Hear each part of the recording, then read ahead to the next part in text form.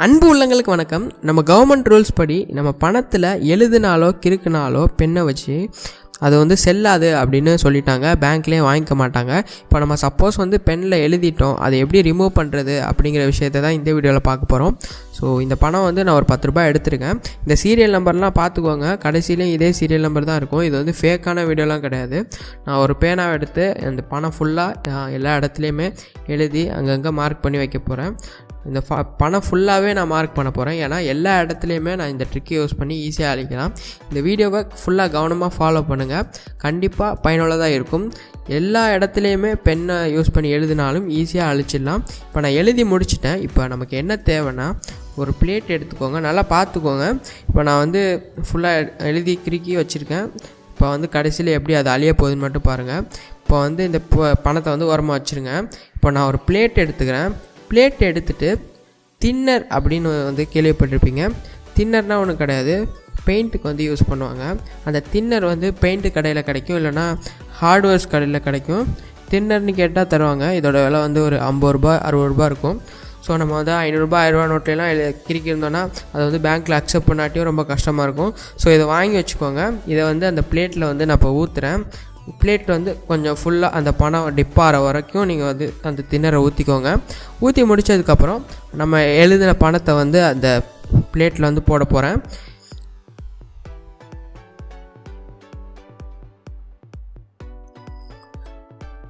So இது time ஆகும், ரொம்ப நேரம் ஆகும், ஒரு 15 நிமிஷம் ஆகும்.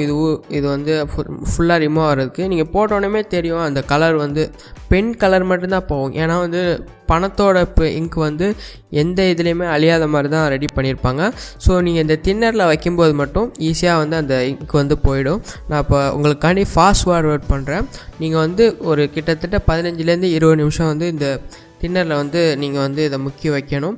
அப்போ தான் ஃபுல்லாக கம்ப்ளீட்டாக நீங்கள் எழுதின எந்த எழுத்துமே இருக்காது. ஒரு புது பணம் மாதிரியே இந்த பணம் வந்து வந்துடும். ஸோ அப்போ ஈஸியாக வந்து பேங்க்கில் அக்செப்ட் பண்ணி தான் ஆகணும். ஸோ இப்போ வந்து ஒரு 15 நிமிஷம் ஆயிடுச்சு. இப்போ நான் என்ன பண்ண போகிறேன்னா 15 நிமிஷம் முடிஞ்சதுக்கப்புறம் இந்த பணத்தை வெளில எடுக்க போகிறேன்.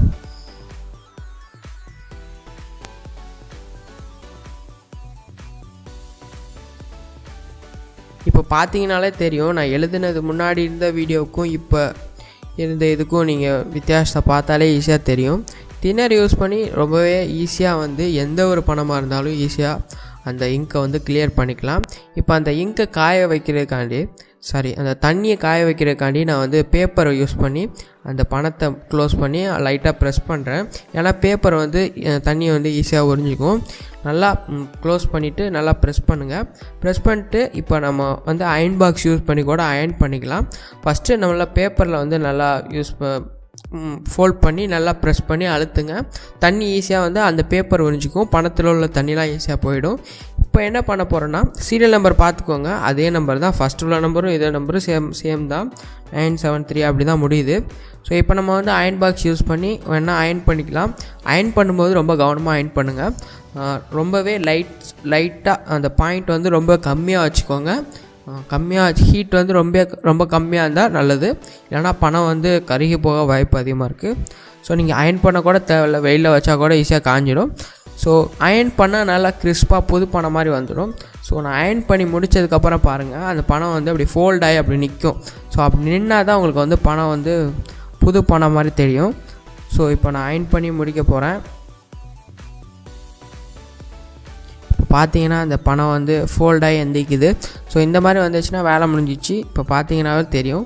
ஸோ இந்த ட்ரிக் உங்களுக்கு கண்டிப்பாக பயனுள்ளதாக இருக்கும். அப்படி பயனுள்ளதாக இருந்துச்சுன்னா லைக், ஷேர் மற்றும் சப்ஸ்கிரைப் பண்ணுங்கள். அடுத்த வீடியோவில் சந்திப்போம். நன்றி, வணக்கம்.